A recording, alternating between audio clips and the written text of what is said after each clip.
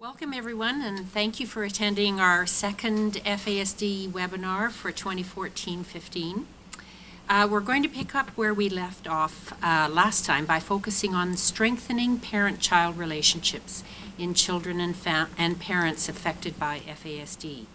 Today, Dr. Sonya Vellet is joined by Mary Berube, and they'll be discussing red flags that would suggest difficulties in the parent-child attachment relationship. They'll also provide suggestions about what parents can do to strengthen their relationships with their children. Before I introduce Sonya and Mary, there are a few housekeeping tips. You can ask questions during the presentation by using the question and answer module on the right-hand side of your screen. A session facilitator is monitoring the questions and will pose them at suitable times during the presentation. If we weren't able to answer all the questions during the live presentation, we'll answer them via email after the session is over. So for this reason, it's really important that you include your email address when you ask a question. Otherwise, we won't be able to answer it afterward if we're not able to get to it during the presentation. The presenter's contact information can be found at the back of your handouts and on the final slide of the presentation. In order to receive your certificate of attendance, you must have signed in after 8:50 a.m. And evaluations for this session will be mailed to you after the session. Please fill them out and return them, because we really do use that information to gauge what we do the next time round. Today's session and handouts will be posted for viewing and downloading on the GOA website, fasd.alberta.ca. If you experience any technical issues, please email support@cmgcanada.ca. That's all lowercase. Also, please let your local tech support know, as the problem may originate at their end. As Alberta advances with the FASD 10-year strategic plan, education and training continue to play a key role. This is our 6th year of offering sessions and the 3rd year of delivering the material as webinars. As always, the sessions are all taped and are available on the GOA website, fasd-alberta.ca. We're pleased with the ongoing interest and attendance in this initiative. Now, I have the pleasure of introducing Sonya and Mary. Currently in private practice in Vancouver and Calgary, Dr. Vellet is a child clinical psychologist specialized in infant and early childhood mental health and caregiver infant and child attachment. A court-appointed expert witness in matters pertaining to caregiver infant and child attachment relationships in Alberta, Dr. Vellet provides assessment and intervention services to high-risk caregivers and their infants and young children with a wide range of emotional, regulatory, developmental, and behavioral challenges. Dr. Vellet also teaches courses in infant and early childhood mental health and attachment at the University of British Columbia. And Mary Berube, currently the manager of infant and preschool programs at CASA in Edmonton. Mary Berube is well known professionally as an advocate, speaker, and program manager for addressing the personal, societal, and political implications of substance use during pregnancy. In that capacity, she's presented over 600 sessions and workshops and participated in many media events and videos. She is the adopted mother of 2 sons who were diagnosed with FASD in their late teens. In 2005, Mary was presented with an Alberta Centennial Medal to honor her contributions to the province for her work in this area. Please welcome with me Dr. Vellet and Mary Berube.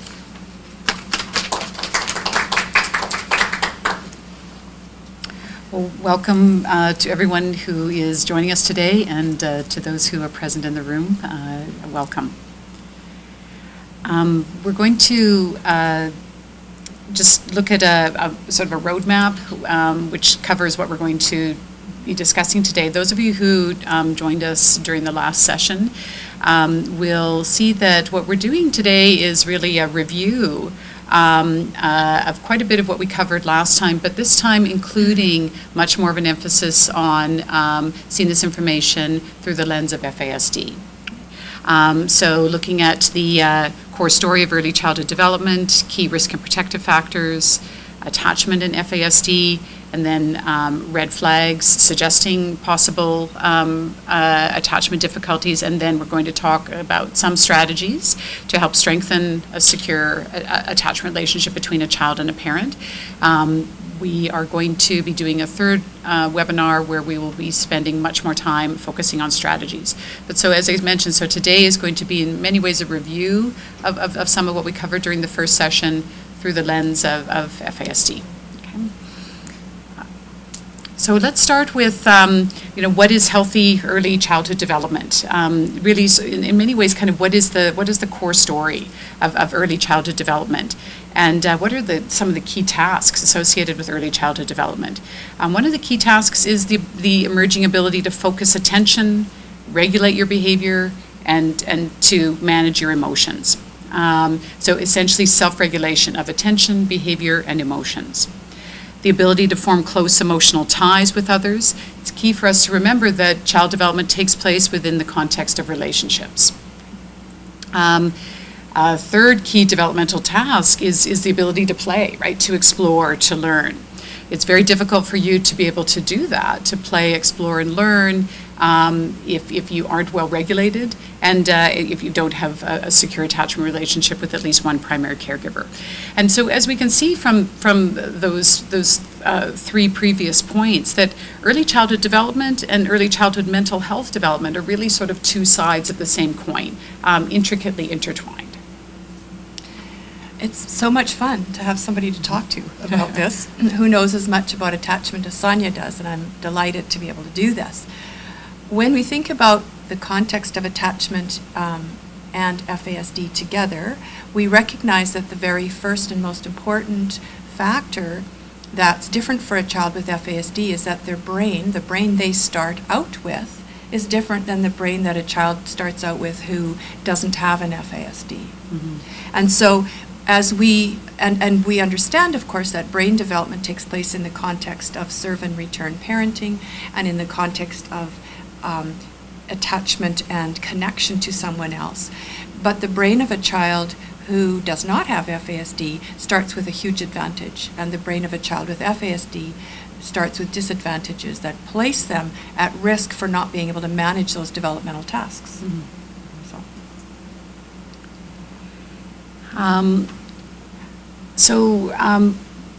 We have a sense from the previous slide and from Mary's helpful contribution that we have a sense of what contributes to healthy development. We also know that there are a number of experiences a child can have that can derail that development. As Mary mentioned, for a child born with an FASD, that places that child at risk for some disruptions in development. We also know that strong, frequent, and prolonged adversity, persistent stress and fear without adequate adult support disrupts the developing brain and can derail healthy development with long-term negative consequences. And we know now more about this than we ever did before in terms of those negative consequences in terms of mental health, as well as health, to name two of the sort of key areas. We also know that lack of opportunities for playful interactions also disrupts the developing brain. So in the context of a family where FASD is present, who are the parents and who's caring for this child makes a big difference in terms of the child's environment, right, their context. So if what Sonya is telling us is so key to the development of a brain, which is the context of adults who are wiser and stronger and kind and who know how to be the leaders in this dance. If that's the context for a child with a regularly developing brain, that may not be the context for a child with a brain that has FASD, because they may be with parents, a birth mother who still suffers from addiction and probably a concurrent mental health disorder. They may be in an environment that isn't calm at all, that is colored by interfamilial violence or poverty or neglect or searching for the drug of choice that the parent needs to have in order to calm themselves. The parent themselves may have FASD, or the parent's own self-regulation capacity is probably off, because that's what addiction is about, is self-regulation. And so so what we have is now an environment that the child can't flourish in, as well as a brain that isn't going to deliver for the child the best possible outcome in terms of growing and developing. I think we have more on that later, so I'll leave that for now. What Mary and I want to talk about now is what we think is a very helpful framework for understanding accumulating risk for any child, but in this case particularly for a child with an FASD, and then also understanding accumulating protective factors as well. This is a very helpful model that was developed by Mark Greenberg a number of years ago and has been modified by Mark Greenberg and Decline, and looks at risk and protective factors in a number of key domains. So starting with the child, what risk and protective factors does the child or infant bring to the relationship, the caregiver, in terms of parenting skills. We'll look more, there's another slide that goes over this in more detail, looking at the attachment relationship and looking at the context in which the child is being raised.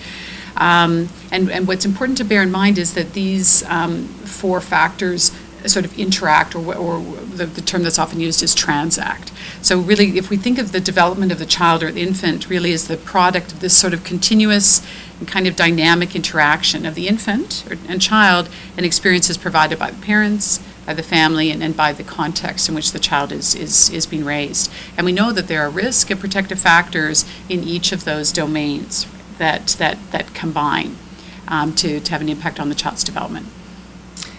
Let's wait for the next slide. For sure. I think I remember which one. Yes, okay, here we go. So let's sort of talk a little bit about what is a risk factor, what is a protective factor, and then we're going to show a slide where we talk about risk and protective factors in each of those areas. So we know a risk factor is an experience that increases, or a phenomenon that increases the risk of a poor outcome under adverse conditions. Right? We know that the effects of risk are cumulative. Meaning that 4 or more risk factors place that child at a 16-fold increased risk of having a poor outcome. So risk factors don't just add together; they actually accumulate. Right? The best way to think about it is that they add sort of exponentially or combine exponentially.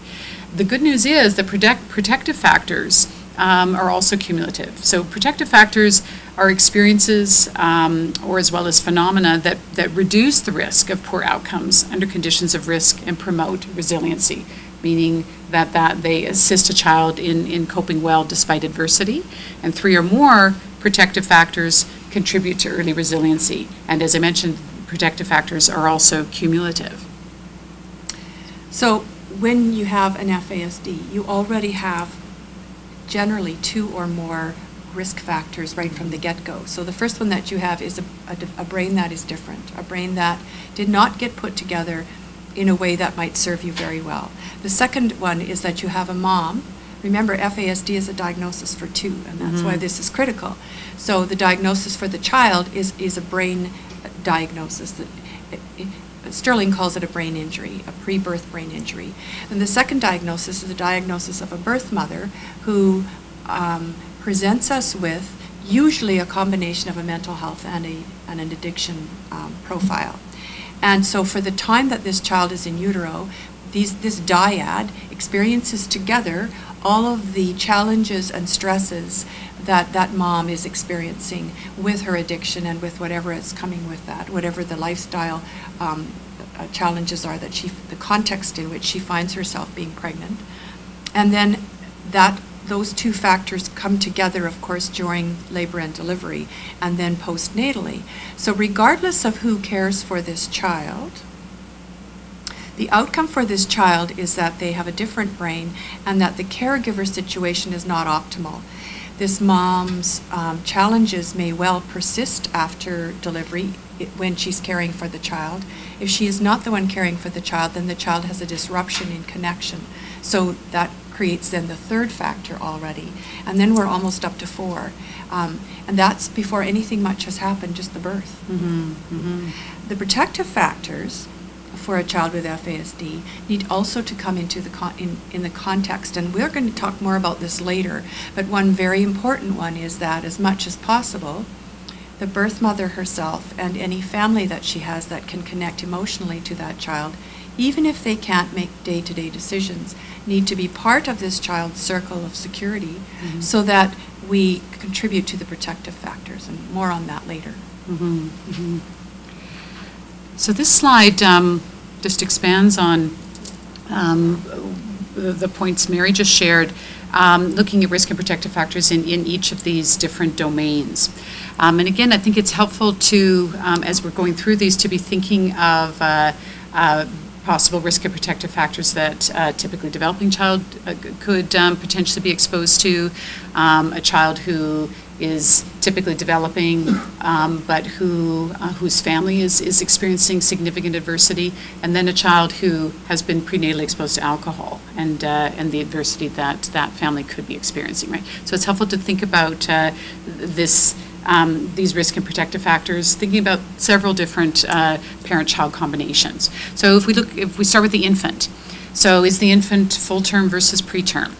We know more now than we ever did before about children who are born preterm, and a number of those children, even late preterm infants, are at significant risk for attachment difficulties. What is the child's temperament? Was there prenatal alcohol exposure? What is the child's developmental progress? What is the child's health? Right. So those are all factors that the child experiences either prenatally or that the child brings to the parent-child attachment relationship, right? So then we look at the caregiver. I'm always interested in what is that parent's attachment history, right? I'm always curious about their own early childhood experiences and how they feel those experiences have shaped who they are and could be influencing their parenting. Do they have a history of trauma? Do they have a history of significant loss? Have those experiences been so difficult for them that they potentially have some unresolved around those difficult experiences? Do they have a history of having been involved with child and family services? Is there current involvement with child and family services? I'm wondering about the parents' well-being, their mental health, their parenting skills. How well are they able to cope? What are their communication skills? What are their conflict management skills? And then always looking at the attachment relationship. I'm always looking at how the parent and child interact. And I'm interested in this prenatally as well, in terms of how the parent is already thinking about their relationship with their child. How does the parent do in terms of their ability to read the child's cues well, respond sensitively? Is this child able to seek out this parent for support and benefit from the support the parent provides them and calm down when they're distressed, right? So I'm looking at all of those different sort of factors in terms of the attachment relationship. And then we're looking at the context in which this child is being raised. What is the parent's level of stress, or the parents, both parents' level of stress? Are there other adversities that they're coping with? As Mary mentioned, is the child and the parent being exposed to domestic violence? Is there disharmony in the marital relationship? Is the family coping with multiple challenges associated with living in poverty? Do they have resources? Do they have support? Are they able to participate in community activities? And so when we're thinking about the outcome for a child, it's helpful to always be thinking about the child within this broader context, because how these different factors interact or transact is going to have a significant impact on the outcome for that child. Yes, and when you think about the possible family constellations where FASD plays a role, we could have a parent that does not have FASD caring for a child with FASD. We can have a child with FASD and a parent with FASD, or we can have a child who has FASD but the parent does not. So think about how many variations there are in the theme then of what would it take to make this be to create the optimal conditions for this child to be able to connect and attach. There are very few things actually, relatively, that can interrupt the parent-child connective bond. And they're mostly centered around parent well-being and the child's brain and readiness for connection. So a lot of those factors that create a wobbly outcome for this are present when we have an FASD, because an FASD usually means substance use, right? It's substance use to the degree that it interferes with day-to-day functioning for a parent. And so think about what can interrupt the mom's ability, for example, to tune into her child. Well, if she is struggling with mental health problems and struggling with seeking solace through alcohol, for example, in this case, then that's going to interrupt her capacity to relate to her child. And so from that perspective as well, not to mention all the other factors that often come with mental health and addictions in the same package. So that means that what's already a difficult challenge for parents, which is tuning into your child, each individual child in a way that they need, based, and not be too confounded by my own stuff inside, is much more confounded when we add alcohol and FASD. Which means that this requires an enormous amount of support, but not necessarily disruption in the bond of the dyad, and we'll get to that. Because that's the natural inclination, I think, of many, and that's a natural response often that child protection systems have to this picture when they see alcohol and pregnancy all mixed up. The natural response is, let's separate this dyad immediately. Let's give this child to somebody better to rescue. And as we will see as we proceed, that's not necessarily always the best approach. Yeah, it's interesting. The research really shows what is really key, and this comes from Streiskuth's research, is really key in terms of outcomes for children with an FASD, is having a stable, nurturing home environment. That is actually the key number one protective factor. The key sort of protective factor in terms of increasing the odds of positive or beneficial outcomes, right? It's sort of the key protective factor. I wanted to just stop here to see if anyone had any questions. I think we're just curious to know if anyone participating has found, this model helpful to use in terms of thinking about a child and a parent in this manner. Does anyone use this model, or as we're discussing it right now, do any thoughts or questions come to mind?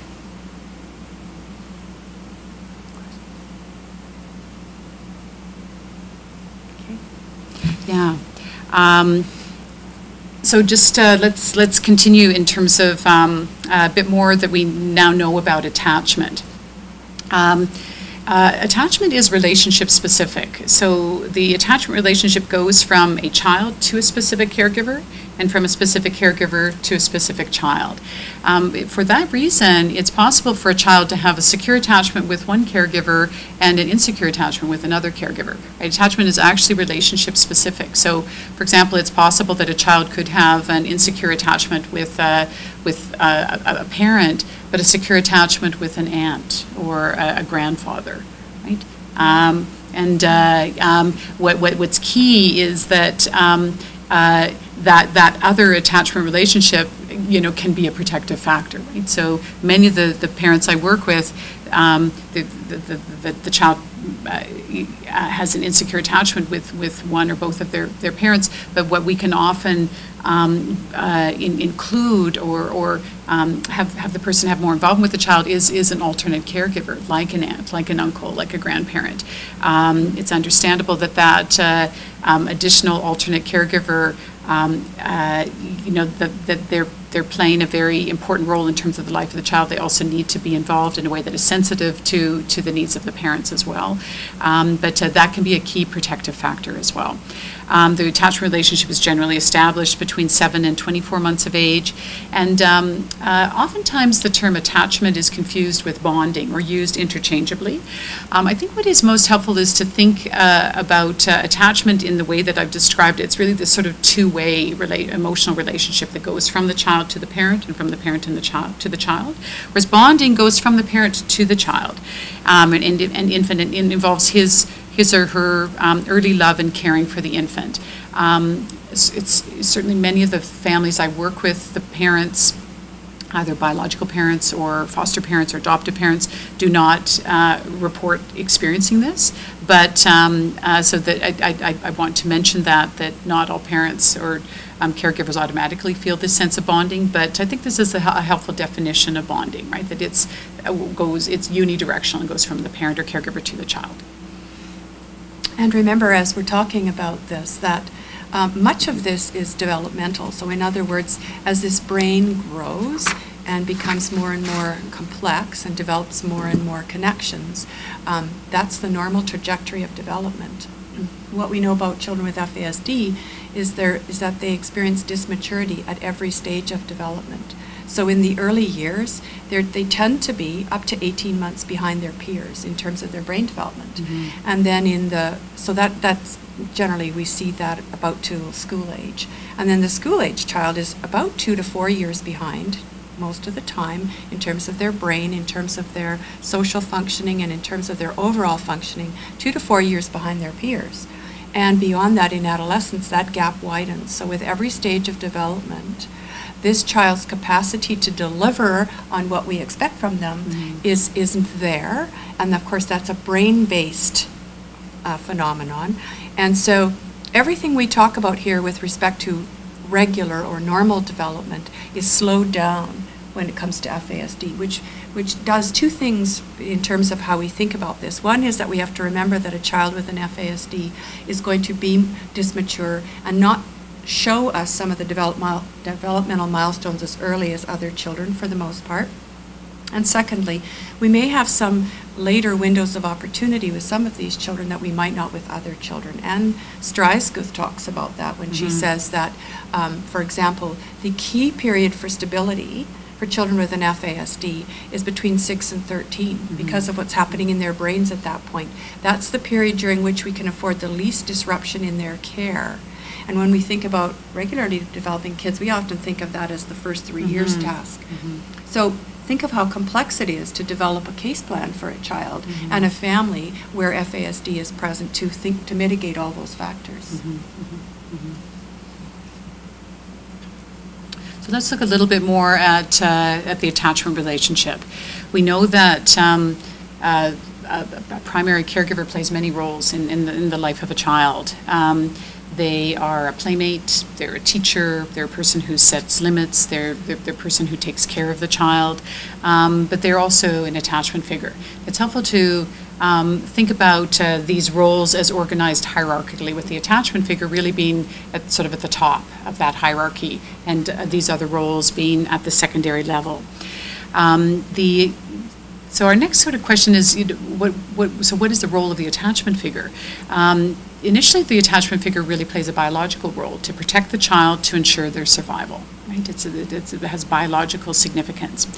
We also know that the attachment figure plays a key role in helping the child develop self-regulation. Right? The ability to regulate their behavior, their emotions, and their thinking. You learn self-regulation within the context of a relationship. We can talk a little bit more. Maybe I'll let you. Okay, so what if the primary caregiver for this child who has FASD also has an FASD themselves, or is living with an addiction and a mental health challenge? What would that be? How would that play out? And clearly that means that being a playmate, a teacher, a caregiver is compromised. Reading the child, tuning into the child requires being able to be more or less tuned into yourself, but it also requires that you're in a frame of mind on more or less on a daily basis in which you can deliver that. And addiction and mental health problems will interfere with that, as will having an FASD yourself. So so also the notion of protecting a child. In order to protect a child, our own thinking has to be clear. Our own capacity to anticipate what's coming next has to be relatively intact. And we have to be on the ball most of the time, most days, in most events. And that too can be really compromised if the parent themselves has an FASD. I think the self-regulation piece is also the one that I'm the most concerned about when I think about a parent who either has addiction and mental health problems or an FASD themselves, or is in some other way compromised, which is frequently the case when a child presents to us with an FASD, and that is the parent's own self-regulation is compromised. And so this is a child with a brain that isn't easily going to pick up on the developmental cues and the environmental cues, and the parent's self-regulation capacity isn't a good one to lean on. And so together that creates many confounding protective factors that, or non-protective factors that will lead to poor outcomes for these children.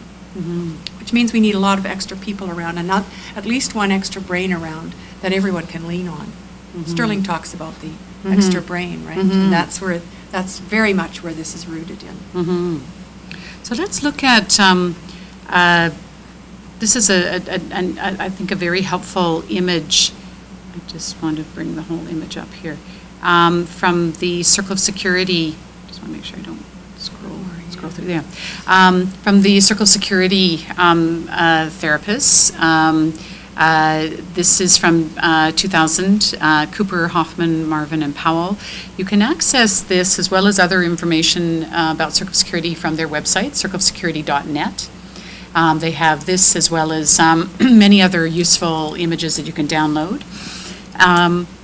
Circle of Security is a very effective attachment-based intervention. They also have developed a number of very useful images that can be used. So let's sort of travel around the circle. What is very helpful about this image is that it depicts some of the key mechanisms by which a child forms a secure attachment with a caregiver. So let's imagine that the caregiver is sort of hands on the circle, right? That the caregiver is those hands.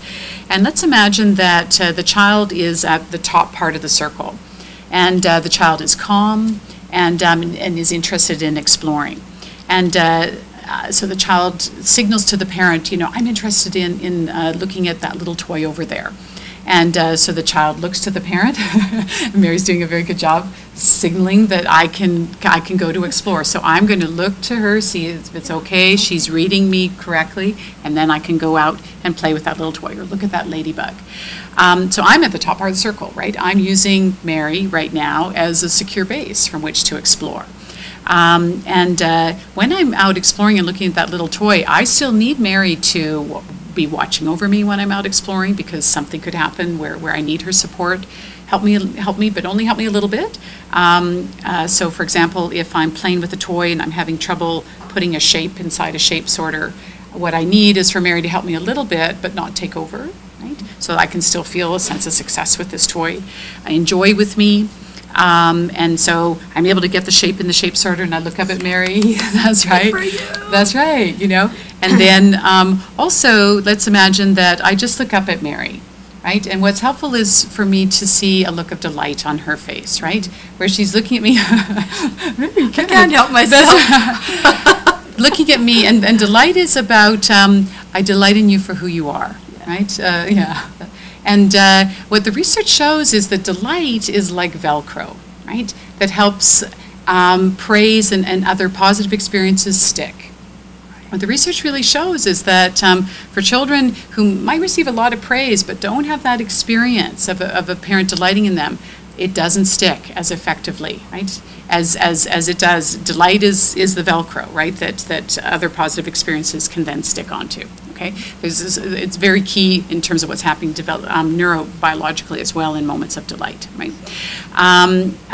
But what can happen is so let's imagine I'm out exploring, I'm looking at ladybug, or I'm working on my shape sorter, and a dog barks and frightens me. So I'm out exploring and suddenly I'm scared. So now I look to Mary because I'm needing some support from her, right? So now I'm at the bottom part of the circle. And what I need is that look on her face, which is, that's right.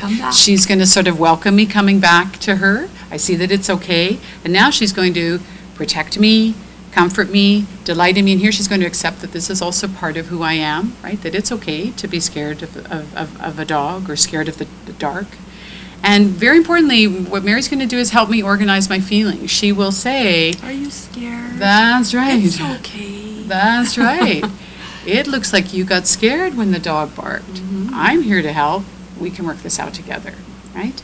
And that helps me feel understood. Empathy also helps me to stay engaged cognitively, right? And it helps me to then be able to think, right? And to be able to say, oh, it was scary when the dog barked, you know.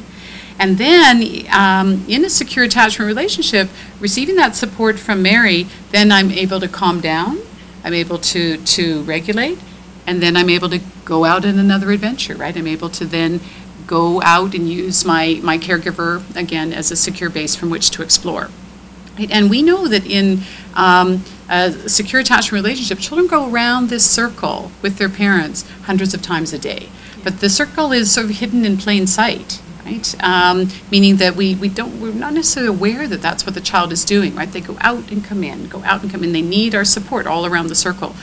I wanted to mention as well just a little bit more about hands on the circle. When you're being hands on the circle, you're being that secure base, you're being that safe haven, but you're also sending the message to your child that I am able to provide you with the structure and organization to help you do this, to help you go around the circle, and to keep you safe. Right? I'm your solution. I'm your go-to person. I'm big enough to do this. That's right. And I'm going to set limits with you when appropriate, and I'm going to do that in a way that is firm but still loving. So that's sort of key. Is hands on the circle has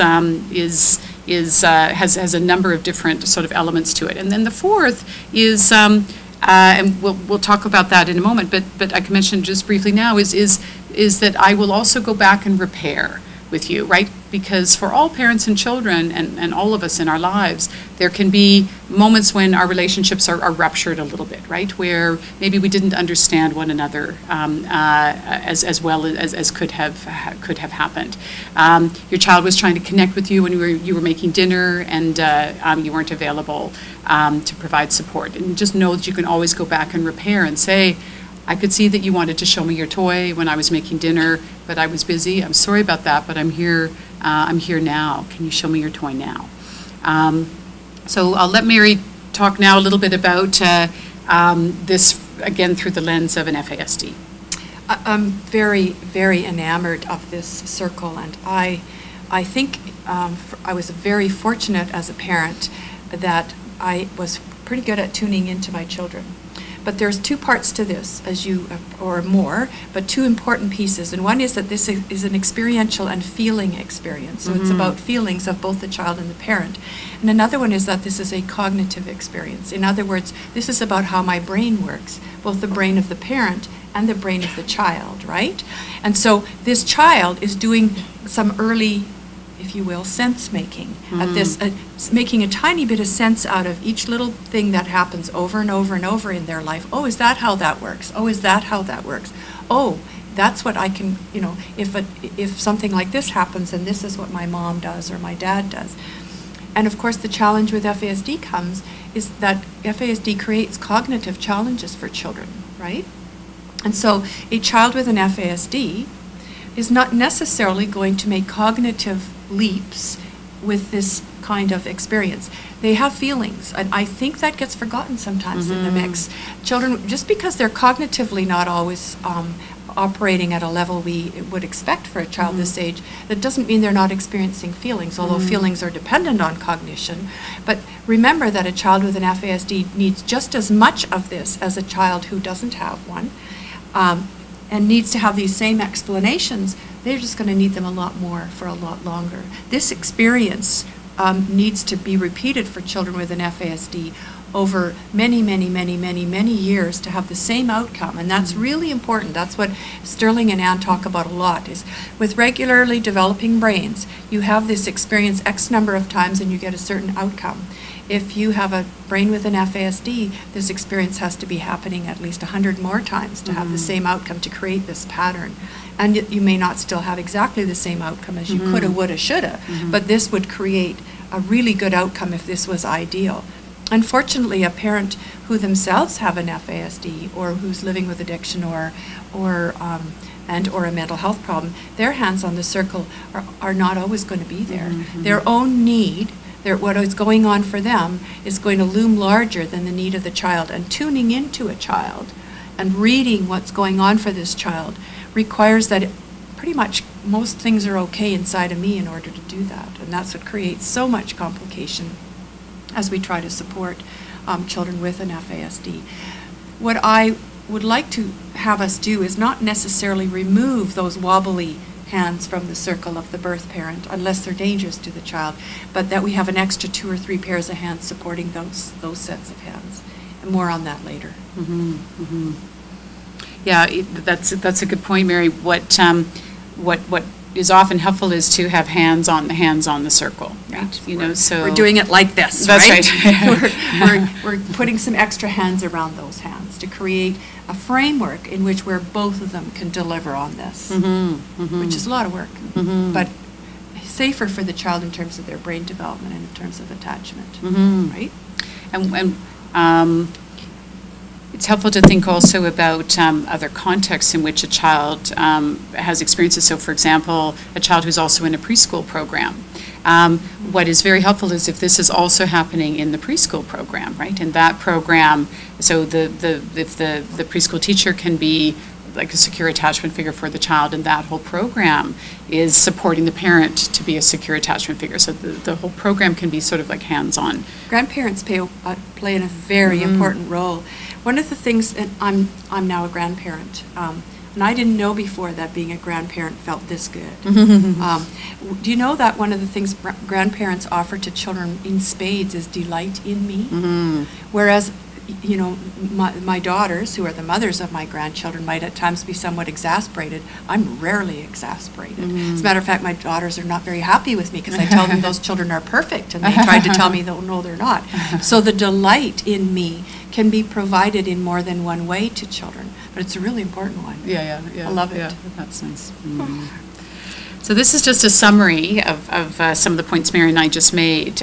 So when you're functioning like the secure base, it's the secure base from which the child can explore, right? The safe haven is to which the child can return for comfort, and very importantly, to organize their feelings, right? To have that experience of the parent saying, it looks like you got scared when the dog barked. I'm here to help. We can work this out together.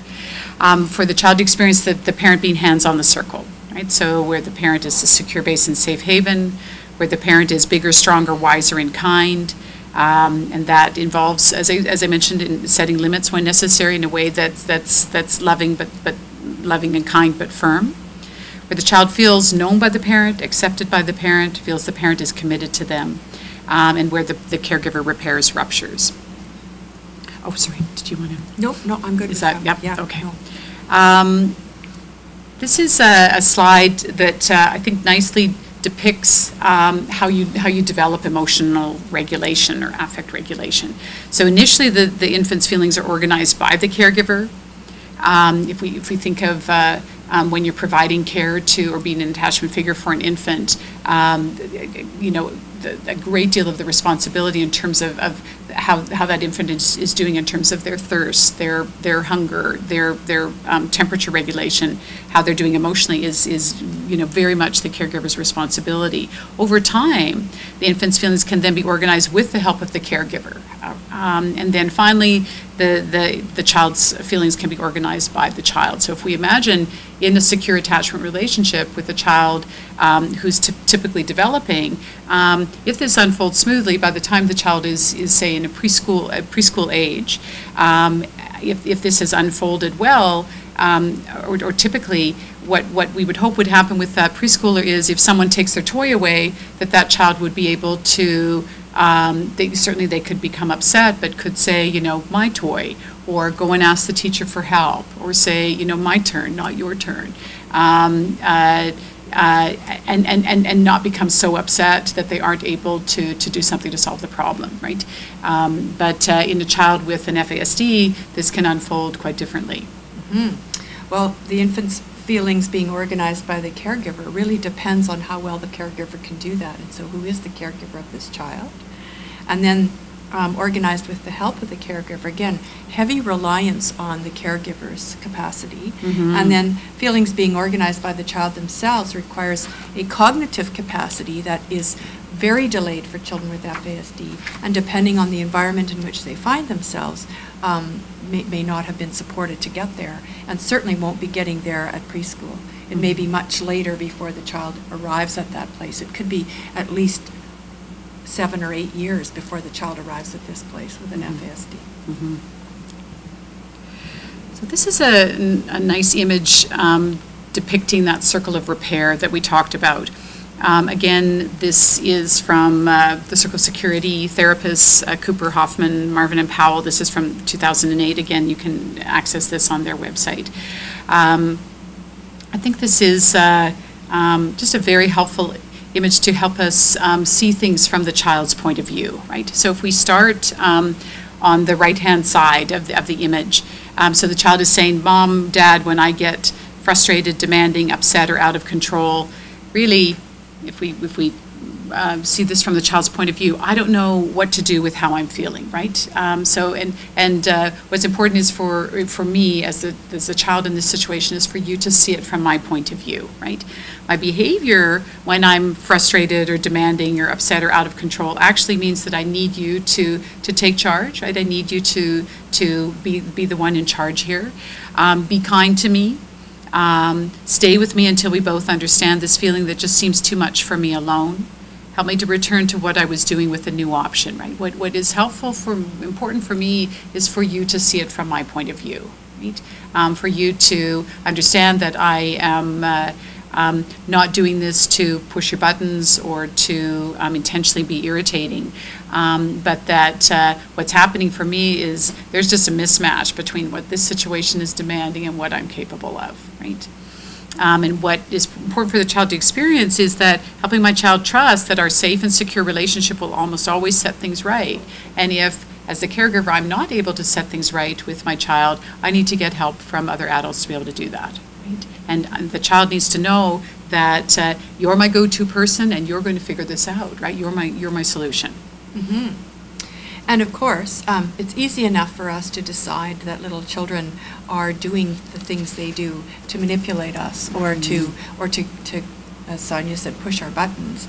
And that's true even with regularly developing kids. We assume that. For children who have experienced all the disruption that comes with an FASD and who have probably been with multiple caregivers, their behavior is often over at that right end in the I don't know what to do with how I'm feeling, right? Or they may live a whole bunch of their day in that place. What we know is that when a mom has addiction and mental health problems and has a child with FASD, about 80% of the time her children are not always with her. In other words, 80% of the time you will be in the care of somebody else when you have an FASD. You won't be with your birth mother. So that means that also that you've probably had a series of caregivers, not a single one. So who's tuning into you on a regular basis? Who gets you? Who reads you? Who helps you make sense out of the world with your brain that's already not working properly? And who understands that when you spend your day in the I don't know what to do with how I'm feeling box, that's not on purpose. That's not even necessarily a sign of your FASD. It may be a sign of the disrupted caregiving. And so these little children with an FASD are incredibly complex to create a good plan for because we need to understand them better. One other thing I want to mention that I don't know if will come up later again or not is that having an FASD may also make you look like you're not attached to your caregivers. Caregivers rely on cues from children that we read to let us know that this child is feeling connected to us. And when we can't read those, and often those cues are things like being a bit cooperative or returning to me when you're frightened, for example. And that entire circle might be disrupted in a child with an FASD, not because the attachment piece isn't there, but because of the disorganized brain of the child. So how we even read this child's behavior needs to be adapted. And just one thing to add to what Mary has said, I work with many children who who have disrupted attachment history, so who have had a number of different caregivers, have been in foster care and have had multiple caregivers in foster care. And one of the things that is concerning for those children is the impact that has on their developing idea of themselves. So who am I, right? You know, am I someone who's lovable? Am I someone who's capable of eliciting nurturing care from others, right? Am I worthy of that?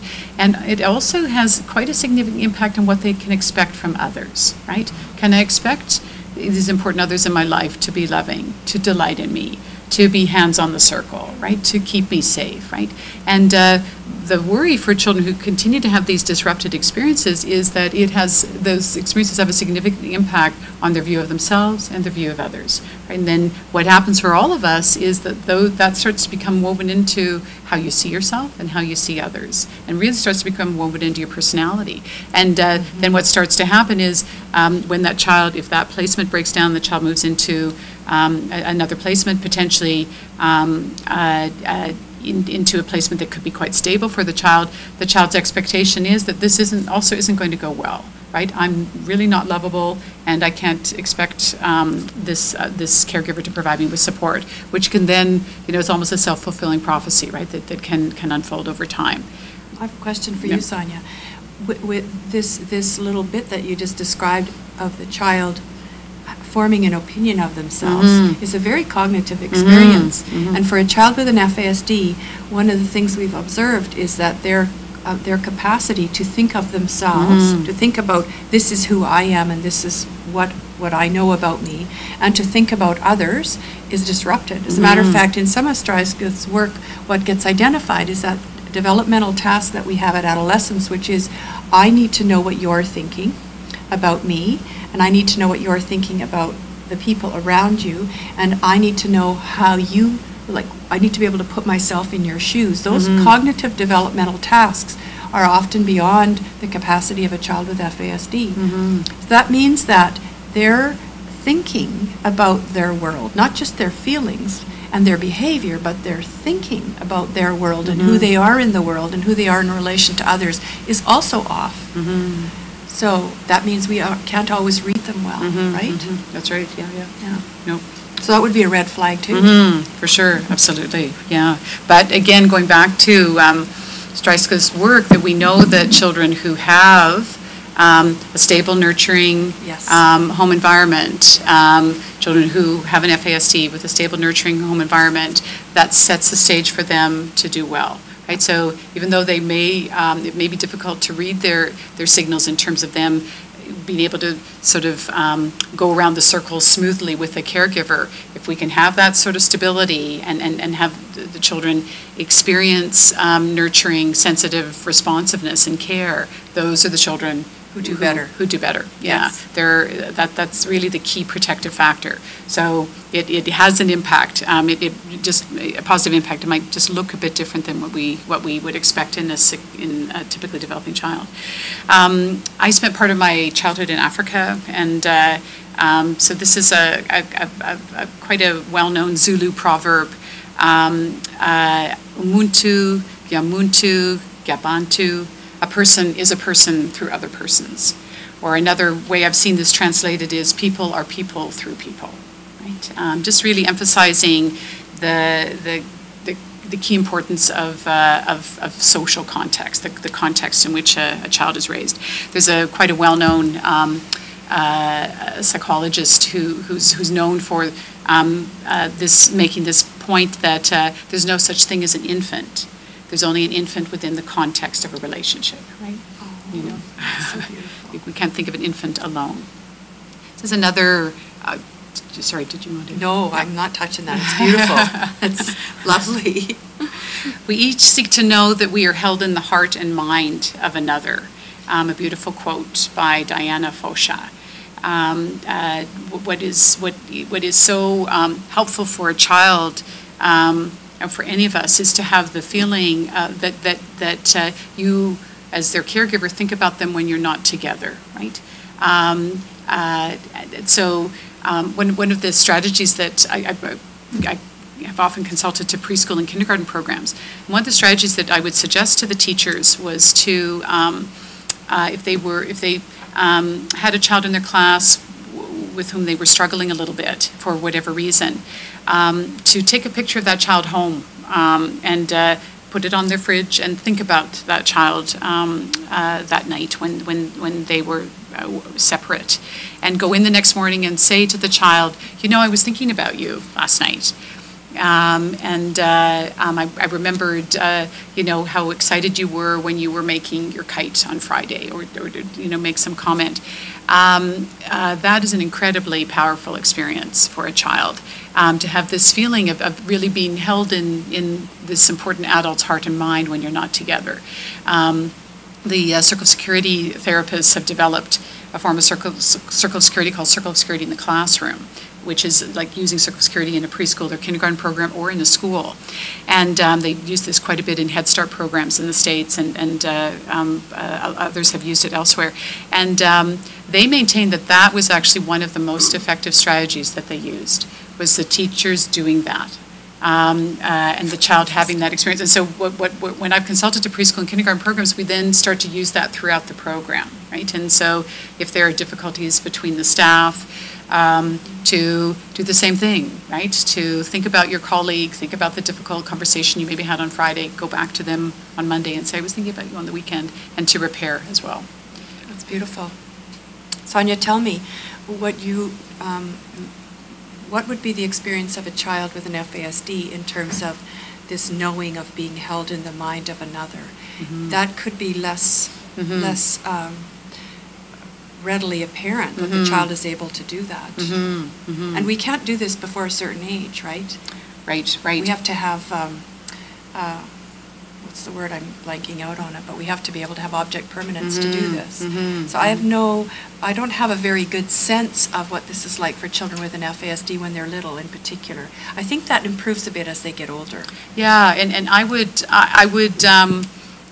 recommend still using, use the strategy, because we know that regardless. Yeah, that what underlies this is something very important that happens neurobiologically, right, for a child. That feeling of being held in the heart and mind of another, and as Mary mentioned, with children with an FASD. It takes sort of repeated experiences,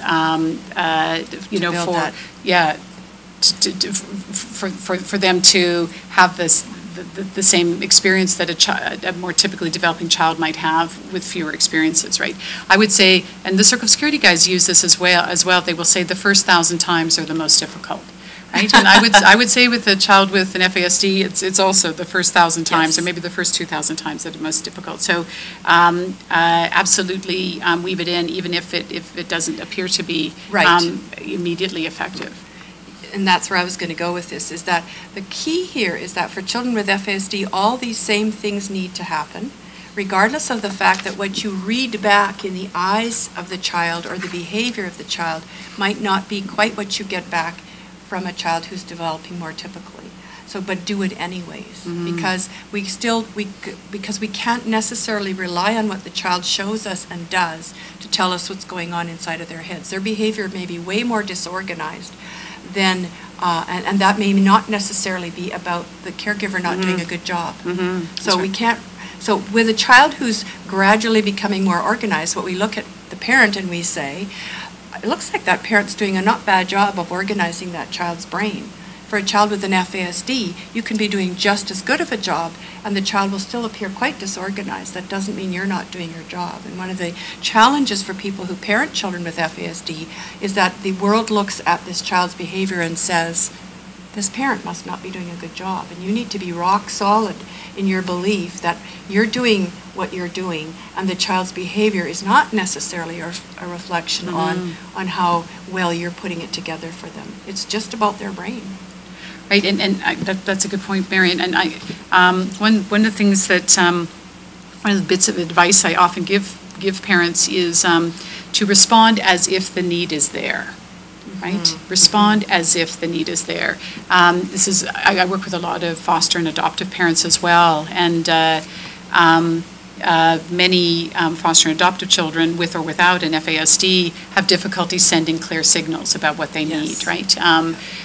So a child in foster care who's had a number of disrupted attachments and potentially also has an FASD, he falls or she falls and scrapes her knee and doesn't sort of clearly signal to the parent that I'm sort of needing help. What I would recommend to that caregiver is respond as if the need is there, right? We know that that child's going to be at the bottom part of the circle needing support. Respond as if the need is there. And if you do that repeatedly, that will assist the child in then being able to signal more clearly because the child will experience use. So respond as if the need is there. That's very, very good. Because they cannot necessarily express their feelings in a coherent way or their cognition in a coherent way. No, That's I like right. that. That's right, yeah. This is a question that I'm often asked, and this is the area where I did some of my research. The question is, are attachment difficulties or transmitted across generations, right? The research that I did looked at attachment across 3 generations, so with grandparents, parents, and the parents' children or the grandchildren. And the research, and others have done research in this area as well, shows that yes, there's a very strong correspondence, actually an 80 to 85% correspondence between a caregiver's own attachment history and his or her attachment relationships with his or her own child. We find this with foster parents as well. We also find this in couple interactions, that you will bring your attachment history with you into an interaction with a romantic partner as well. The good news is that that this can change. And really what helps create change in this correspondence or this transmission of attachment across generations is becoming aware for all of us, becoming aware of the impact of our early childhood experiences on us, how those have shaped our personality, how those could be influencing our parenting if we're parents, how those could be influencing us in relationships. And really that awareness for all of us is like light in a dark room. Right? That's what makes change possible, is to be aware that, oh, gee, I'm wondering if I am this way with my romantic partner. I wonder if this is sort of linked to some of the early childhood experiences I had. That awareness is what creates the possibility for change. Okay. We've already touched on this a little bit, but this is a really exciting area of research. Making the link between attachment, brain development, and self-regulation. So this comes from Alan Shore's work. A growing body of research suggests links between secure attachment relationship and brain development, particularly those areas associated with helping you cope with emotion, helping you cope with stress, and helping you to adapt to a rapidly changing environment. But the research shows, and this is from Dan Siegel's work, that the 3 parts of the brain that are critically important in terms of a child being able to form a secure attachment with their caregiver are the limbic system, which is the part of your brain that is responsible for emotion, the stress response system, which is the hypothalamus pituitary adrenal axis. It's an axis within your nervous system, and the frontal lobe. And in children with secure attachment relationships with at least one caregiver, those 3 parts of the brain are specialists, they're differentiated and specialized, and they work well together. In children with insecure attachment, those 3 parts of the brain have not developed, so typically the good news is that can change. But then if you add to that an FASD, you see the additional challenge for that child and parent-child dyad. And what research on FASD is now becoming more and more definitive about is that the limbic system and the frontal lobe areas of the brain, so the executive functioning part of the brain, are very impacted prenatally by alcohol. And so those same 3 systems that are meant to work together and grow a brain that can help you cope with whatever the world throws at you are the same ones that are impacted prenatally by alcohol and then potentially postnatally in an environment where things aren't the way they could, should, or would be. Mm-hmm. I wonder if we, go ahead. Yeah, this slide yes. just... oh, you just said it. Yes. Yeah, so the same parts of the brain that are developed through attachment are also neurobiologically affected in individuals with an FASD, right? Those three parts in particular are particularly affected in individuals with an FASD. Does anybody in the room here, I don't know if we have anybody present that's listening on the webcam, but does anybody in the room have any questions so far about any of this? No? Okay. Go ahead. Okay. So to look a little bit more at FASD and attachment, what the research shows, and we know this clinically, is that problematic attachment can really exaggerate difficulties in children with an FASD. And we often see this in areas like attention, executive functioning, the ability to organize your thoughts, your feelings, your behavior, your memory and learning, speech and language, how you cope with stress, depression and empathy, right? So what I have found in my work clinically is that children who have a combination of an FASD and disrupted attachment, particularly a form of disrupted attachment called disorganized attachment, where the child has come to fear their caregiver. Mm-hmm. What we see is a real sort of amplification in these children of some of these difficulties that are quite commonly seen in children with an FASD, a real sort of amplification. Similarly, what I have seen is children with an FASD who are in a secure attachment relationship. We see an improvement in these areas, and to the extent that I've worked with children who have an FASD and are in a secure attachment relationship, where they are actually functioning better than a child who does not have an FASD but is in a disorganized attachment relationship, right? That secure attachment relationship can really be the difference that makes a difference for these children. Because it becomes that external brain. Mm-hmm. Mm-hmm. Sonya, I have a concern and that I'd like you to speak to, and that is that, of course, in the child protection system, so the system which intervenes in cases where parents can't care for their children, we have many, many children who have problematic attachment and an FASD together, mm-hmm. and who have been in, multiple placements and who have experienced very little in their lives that would contribute to optimum outcomes in terms of brain development. And one of the things that I think caregivers of these children most need is an understanding of how much allowance to make mm-hmm. for this child's challenges. It's really tempting to look at these children from a behavioral perspective mm-hmm. and to misattribute these behaviors. They're doing this because. And what my plea to the child protection system and to anyone who cares for children who are in this particular dilemma is that we understand that their disorganization and their incapacity to deliver on what they need to every day is brain-based mm-hmm. and experience-based, and mm-hmm. not because they're doing it to, no matter what their age, actually. You can take this all the way to about age 15 or 16. Mm-hmm. They're not doing it on purpose. Mm-hmm. Right. No, right? Absolutely. Yeah, this is sure. all about, not having the wherewithal to deliver on what you expect of me. Mm-hmm. Right.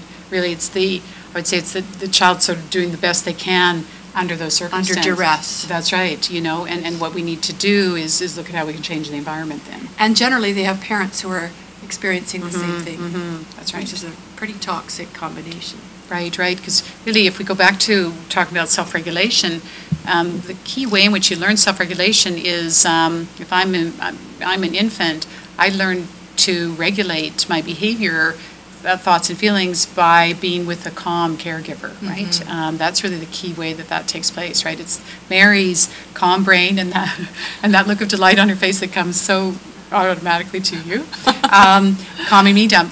By just looking at her calm face, I feel calm, right? Yeah. That's how you learn self-regulation. So it can be very difficult in those parent-child dyads where both the parent and the child are affected by an FASD, yes. and where self-regulation is difficult for the caregiver. Right.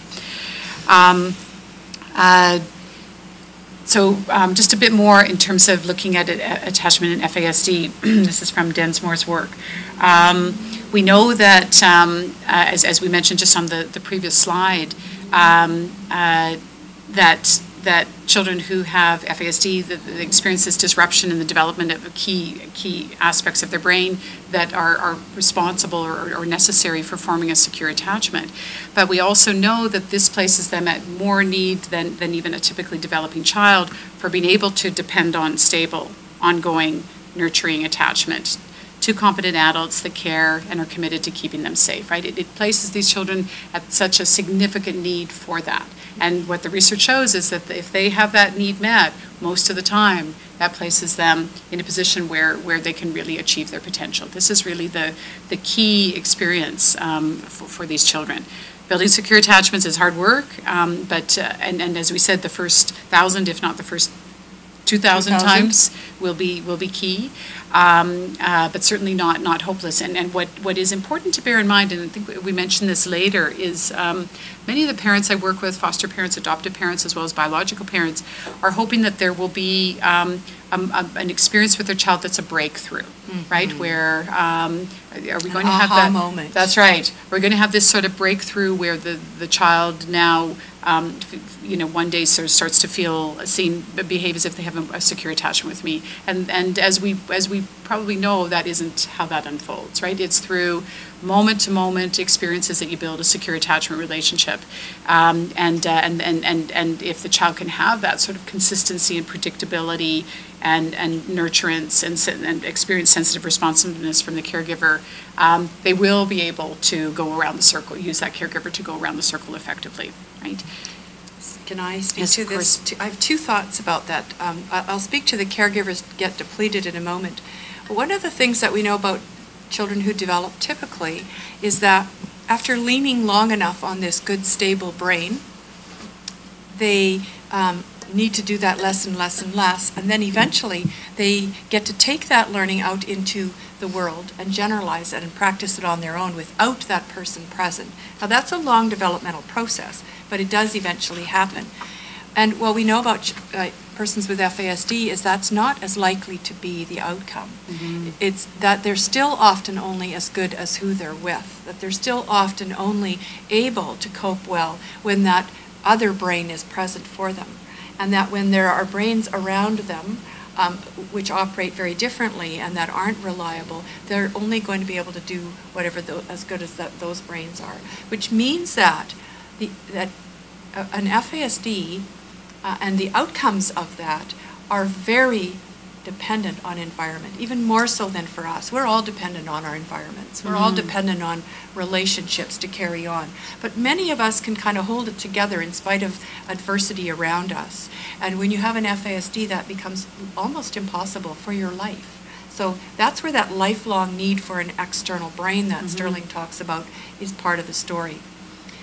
As to the caregivers get depleted piece, we actually now have some research on what keeps placements going for children with FASD. And there are 4 factors that because this is hard, what we're trying to convey is that this is an incredible amount of work, not just for a child with a regularly developing brain, but even more so for children with an FASD.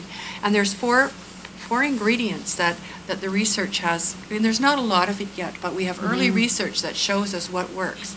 And the first one is education, so that everybody around the child understands FASD, agrees that this is what the difficulty is, and agrees to operate as though this child's brain is compromised. In other words, if you don't have everybody who agrees with that, and you have voices coming off from the side saying, no, they're just being,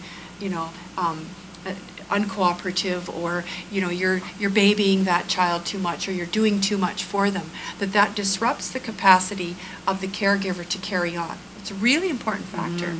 The second one is that this caregiver has ongoing opportunities for education about FASD, so that constantly their own learning about FASD gets reinforced, and that they are able to interpret this child to the world.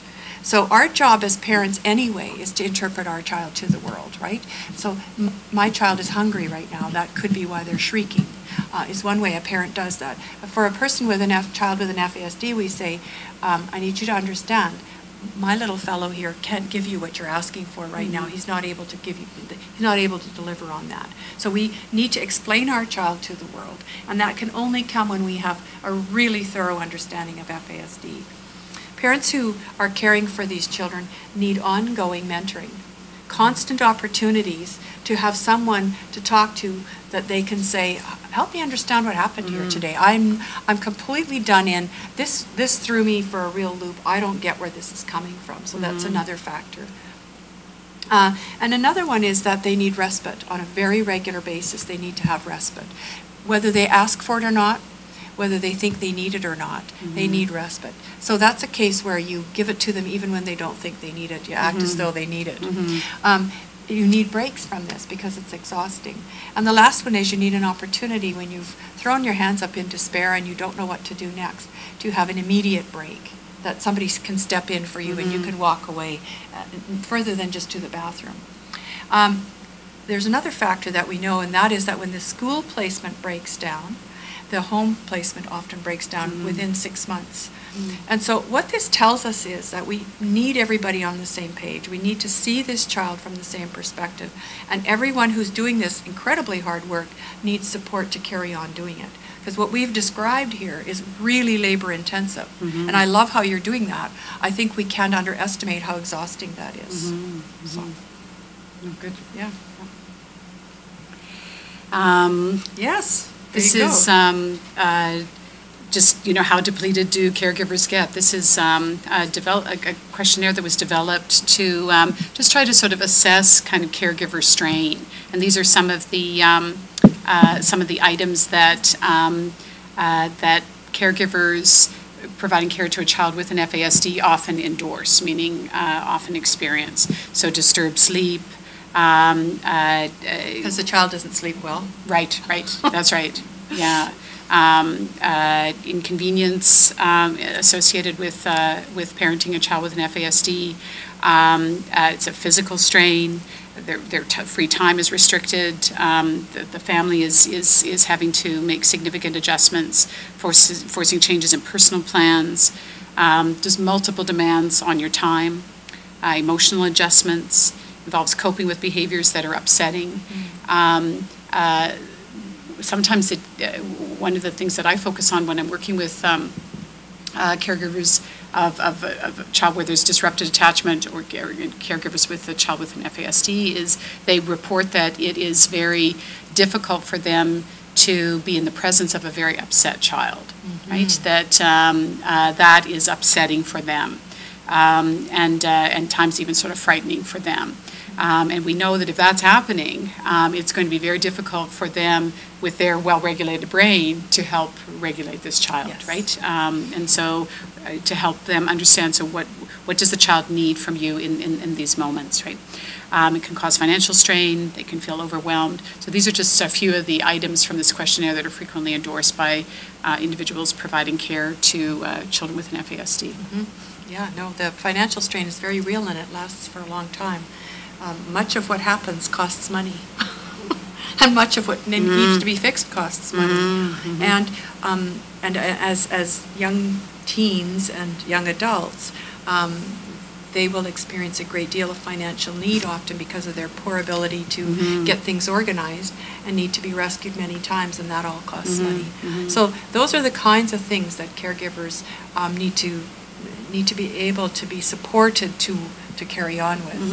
And when we don't do a good job of supporting our caregivers and the children's placement gets disrupted, we often, unfortunately, heap and add insult to injury by saying, well, somehow the parent has failed, or the parent feel like they have failed. And really what we need to be very pragmatic about is that this journey to hold this bridge up just takes an awful lot more work. It's industrial strength traffic on a domestic strength bridge. Right? Yeah. Good analogy. That's one I use. People who have heard me before have heard me say that. No, that's a good, yeah. I wanted to just take a moment to ask if there are any questions. Yeah. Two questions. One is you mentioning that when the school placement breaks down, on the family-based placement, it has an impact on. Yes. Please could you elaborate a little bit more? Yeah. I'll repeat these questions for those of you in our webinar out there in cyberspace audience. These questions will be repeated. Okay, I will answer that question. Do you want to ask your second one right away? After you answer. Okay, so this first question is, you may have heard that I mentioned that one of the early findings in research around caregiving for children with FASD is that when a school placement gets disrupted, often the home placement gets disrupted. And the question here is to say more about that. Have I got that right?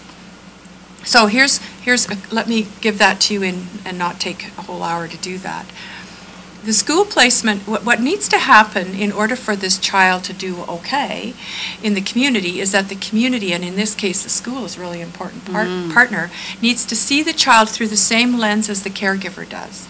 Because if we don't, then the things that, so how do we know that a child has an FASD? What's usually what we see is behaviors that nobody's okay with, right? So in the classroom, that means having trouble sitting still, that means having problems getting the work done, that means being really far behind often in terms of the classmates where you are cognitively and not being able to catch up. It means that you might behave in ways that the other children are already way past, so they've moved along already. They're not doing those things anymore to disrupt the flow of the classroom. It means the child didn't hear what the instructions were, and so is just off doing their own thing. So that creates, of course, in this case, the caregiver is the teacher, a great deal of strain. And if what's most common for children like this is that this behavior gets misattributed. So what we hear is this child is just being, right? Just doing, just trying to. So something is attributed. So they're just being little disruptive little nuisances is how that gets interpreted. They're doing it on purpose. They're just not. They could do it if they tried harder, right? That kind of language gets used. And of course, what the caregiver of a child with an FASD needs is for the school placement to hold together. So first of all, so they have 5 or 6 hours a day where they get a break. And secondly, because we need to believe that this child is going to start making their way through the societal developmental trajectory that we expect for all children. So when that really important leg of the stool falls and the school says, we're done with this child, we can't cope with this child anymore, that places a dual burden now on the caregiver. Number one, now the child's at home, and you cope with this behavior all day long with no break. And number two, you have the added burden of, what are we going to do? This child must be in school. This child must get some education. And they do. And in Alberta, of course, we have an Education Act that says that all children's educational needs must be met. And schools and school boards don't actually have the luxury of saying no thank you, but that's not commonly known. So the disruption in the placement is often then that's too much for the caregiver, that the caregiver then feels like, I can't cope anymore. I can't have this child all day, every day, and try to perhaps even homeschool or do something that's too much for me without the support of the school. The school is a very important partner, but they need to be on the same page. And I know you had a second question. Yeah, I have one more after that. Are there any studies about cultural differences when raising a child like this? You mentioned biological, foster, and adopted parents, and culturally indigenous populations and immigrant populations. Because I'm an immigrant in Canada, I come from India. We do not have the same kind of education support which you mentioned earlier. So my first question is trying to link culture with the behavior or environment or support system. And my last question, if I may put, is I'm really glad to be in this presentation because I'm learning a lot. So I have to say thank you first. You mentioned resources, support, and participation. So I'd like to know what kind of resources, support, participation, and such kind of educational sessions are available in rural indigenous communities. Okay. Oh boy. Okay. First we'll repeat the questions. Yes. Okay. So your question is about culture, the cultural impacts on this particular scenario that we've described. And I think both of us need to respond to that. So how does where I come from in terms of my ethnicity, my beliefs about the world, and the way our family structures themselves impact caring for a child with an FASD? Is that correct? Is that what you, okay. And then the next one is about resources and supports, and we will get to that. Not all of those things that I mentioned, those 4 ingredients that keep placements intact, are present in all cases. So Sonya, do you want to go first with the cultural piece, and then I actually... You go ahead. You want me yeah. to? Mm-hmm. Okay. So culture can be a little bit of a red herring in some ways to this conversation. And let me tell you why. How I was raised, how my background prepared me to understand the world is highly important to how I transmit that to my children, correct? And it also is important in terms of, am I a good fit in the culture in which I live?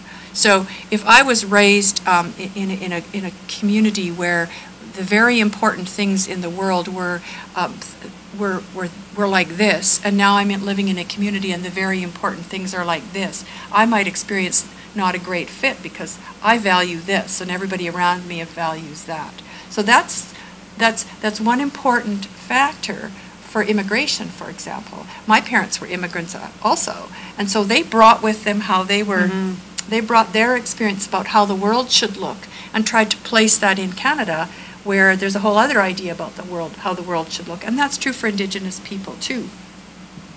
What we know about Indigenous populations, we have, and about all populations, is that every group of people in the world has a particular way of how they look at children, and how children are not just viewed, but how children are raised. Some cultures are very, very easygoing, and children have an incredible amount of freedom in those cultures to operate a certain way. And in other cultures, children's behavior is very restricted. A child with an FASD requires a certain kind of an environment in order to do well. We've listed what some of those parts are.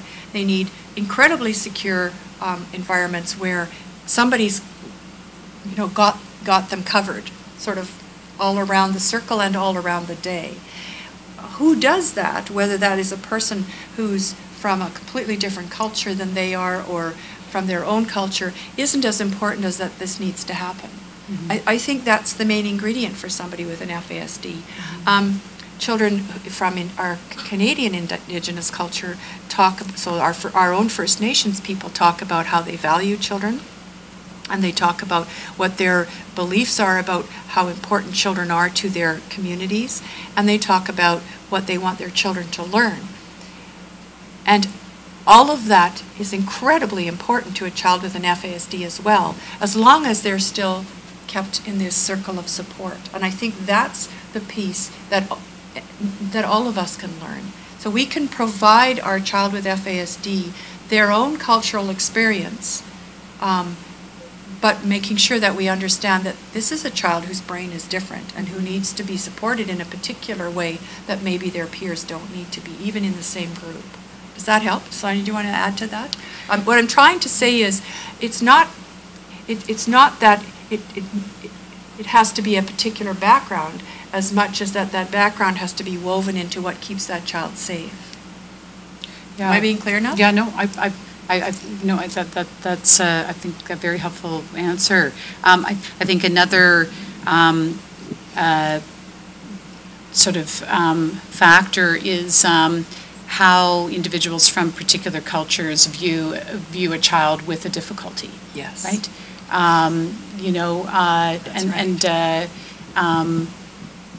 Certainly in my clinical experience, there, certainly I see that varying from culture to culture.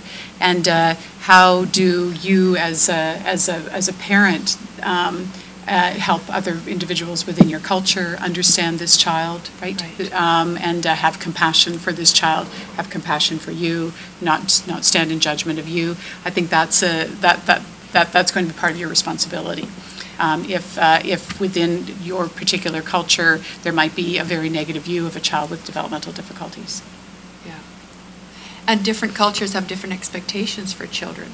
And children with an FASD rarely meet those expectations in a way that we might expect. And so how do we then respond? What does my culture teach you about how to respond? Is the group of people that I come from forgiving of that and okay with that, or not at all? You know, do they have to meet, you know, certain expectations, and are we quite rigid about that? So those are the parts of the culture that I think we need to look at here, while understanding that the transmission of culture to that child remains important regardless of how their brain is put together.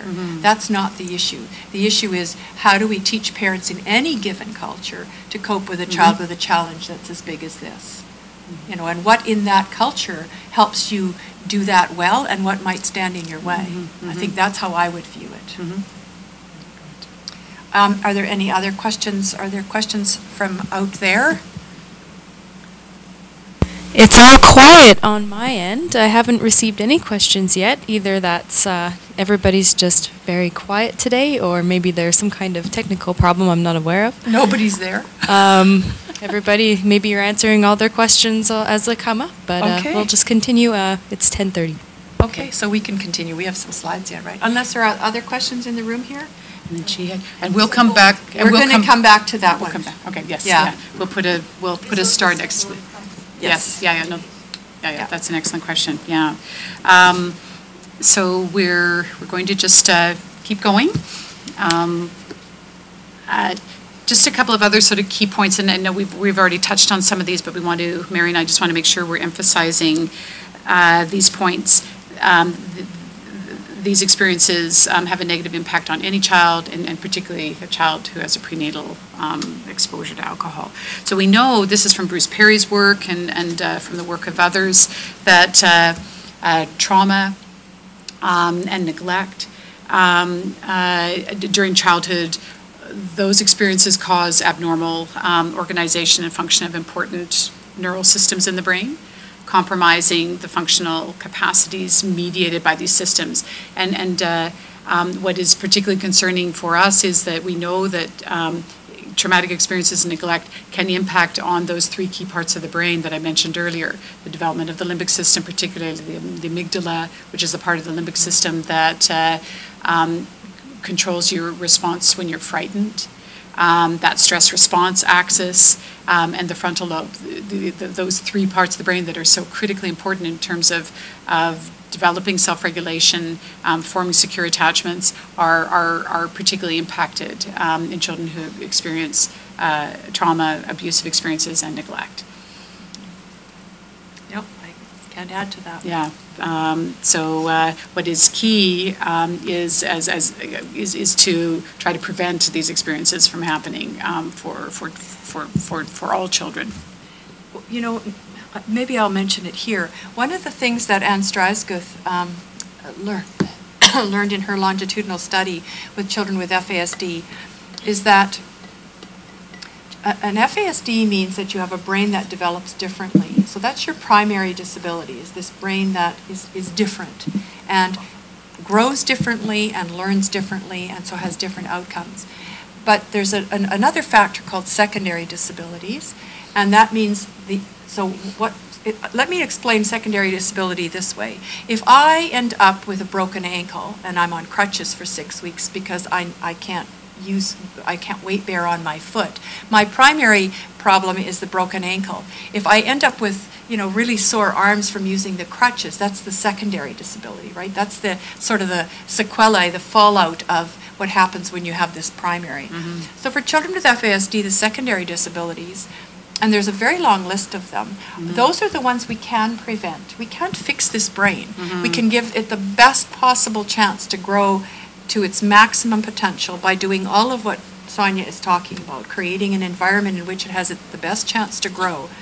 But we can actually prevent some of the secondary disabilities. And the secondary disabilities are things like not being able to complete school, later getting on, when you're a bit older, getting in trouble with the law, having mental health problems. Now, some of that, the research is leaning towards describing that for us as potentially a primary disability, because having a brain bathed in alcohol and having impacts to all those systems may well lead to a mental health problem that we may not necessarily can prevent, but some of them we can. Addiction is another possible secondary disability. Having their own children that they can't care for is a secondary outcome of this. Being homeless, being unable to hold down a job, being unable to care for your daily needs, being unable to be in a stable relationship. Those are the secondary disabilities that can be prevented if we have environments for these young people, these children and young people, that keep them safe. That if those, and that's what I so appreciate about the hands on the circle. The hands on the circle, when we think of regularly developing kids, those hands get to back off eventually, and the child gets to do that for themselves. For a person with FASD, those hands kind of have to be there forever. And when in the absence of that, we end up with many secondary disabilities, and that's the piece that we actually can prevent if we have enough supports in place, right? Yeah, just adding to what Mary said, again, one of the key points that Anne Streisquith mentions is that having a stable, nurturing, secure attachment relationship with a caregiver helps prevent secondary disabilities, right? That's sort of one of the key findings. Yeah. So let's look a little bit now at just some what we would call sort of red flags and suggesting some possible attachment difficulties. We're going to look at some red flags within the child and then within the parent in terms of and be thinking about how these characteristics impact on how the two interact.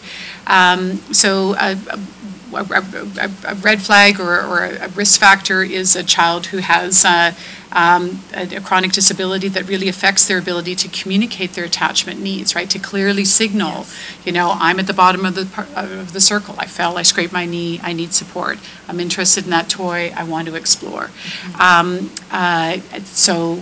For example, a child with an FASD. We see this also in children who have been born prematurely. There's quite fascinating literature in the area of prematurity and attachment for children, particularly children born extremely low birth weight and extremely premature, that they often have difficulty sending clear signals. And despite nurturing care and sensitive caregiving, those dyads can still be at risk for insecure attachment. What are some of the other red flags? A child who fears a parent. We know that what is particularly problematic, the fear is particularly problematic because if I fear Mary and I fall and scrape my knee, I ought to be able to turn to Mary for support. But if at some point she has frightened me, I'm going to be less inclined to seek her out for support, right? Because I'm going to feel a sort of a push-pull, right? I'm sort of needing support from a caregiver. I'm only 18 months old. I fell and scraped my knee, or the dog barked and scared me. But I'm not feeling inclined to approach this person because they frightened me, right? So I just experience my fear without a solution. Yeah. I could also really then struggle to use my caregiver to calm down when I'm distressed, right? So I don't seem to be able to benefit from the support that person is providing me with. I send these kind of contradictory behaviors. I approach, I avoid, I seem like I really want to depend on them, but when they pick me up, I want to be put down. I seem very disengaged or very unresponsive to the caregiver. I'm frequently upset, angry, aggressive, uncooperative, irritable, sad, anxious, or worried, right? And it's interesting, again, to be looking at some of these behaviors through that lens of an FASD, right? We want to be careful to not draw conclusions about the attachment relationship based on this alone. What we sometimes see in children with attachment difficulties is they will direct attachment behaviors toward an unfamiliar adult, right? They can be more friendly with an adult they don't know than the caregiver, right? That's sort of what we call indiscriminate sociability, which can be worrying. The research shows that indiscriminate sociability does not disappear easily, right? In children who've been adopted, this comes out of Romania, that even children who've been adopted and gone on to form secure attachments with their caregivers, that indiscriminate sociability endures, right? We also often see role reversal in these relationships, right, where the child functions like a peer, like a friend, to the parent, they function like a partner, where the parent might interact with them in a quite sexualized way, or it's more sort of parent to parent, where they're sort of a confidant of the parent, right? What is important in attachment relationships is for there to be a hierarchy, right, where the parent is hands on the circle and the child is actually at the next level. Very controlling behaviors where the child is excessively bossy with the parent, where the child is punitive, defiant with the parent. And where they are engaging in both of those behaviors really in an attempt to control the parent. So maybe if you want to sort of speak to some of those red flags. Now, these are red flags that we would look at in a more of a typically developing child. So let's just think about the child with FASD and the way they interact with other people that they encounter. One of the characteristics of a child with an FASD is that they do appear indiscriminate in offering their affections. In other words, they will go to strangers, they will seek out people they don't know and interact with them in an apparently fearless way. And that behavior, by the way, persists over time with children with FASD into their teens and young adulthood, where they're not terribly good at figuring out, are you somebody I might be able to be safe with? Do I know you well enough to entrust myself to you? And that may or may not be related to attachment. And that's one of those where you get a really mixed signal, because for regularly developing children, they tend to be somewhat hesitant about going to people they don't know, or at least unless their parents give them some signal. And the people in this room are okay to be with, right? Yeah. So when the child picks that up from the parent, they might approach people they don't know, but that would be appropriate under the circumstances. I'm not sure that children with FASD, and Stryskuth and Sterling both talk about this, are as good at tuning into, do I know you well enough to approach you? And what do I do with people I don't know, and what's safe and what isn't? So there's one where you could, as a parent, a caregiver of a child with an FASD, read into their behavior and get discouraged and say to yourself, see, they're not well enough attached to me. All my hard work isn't paying off because they'd go home with anyone. And I've heard that and observed that for children with FASD, that people say, well, she'll just go with anyone. That doesn't mean you're not doing your job, and you have to behave the same way you always do and set the same limits you always do. That means that they aren't able to read the situation. So that's one strong example where we could be miscued by this child's behavior. They're not very likely to act like a parent or to be as bossy. They're more likely to just be not tuned into what's going on for the parent the way other children are. Now, some of this tuning in, children who have a tendency to try to parent their parent are tuning into their parents' inadequacies, really. And children with an FASD tend not to do that. They don't tend to be as parentified. They're not cluing into that as much. So again, always remember that this is a different brain, a brain that's not operating quite like other brains. But I would say those are good points, Mary. This one I forgot. They're not always very good at using the caregiver to calm when they're distressed either, which doesn't mean you don't do it. That's right. The second bullet is sort of really key in terms of wanting to make sure that children are not afraid of their parents, right? And to make sure that it looks like you have a question. Sorry, yeah, you can.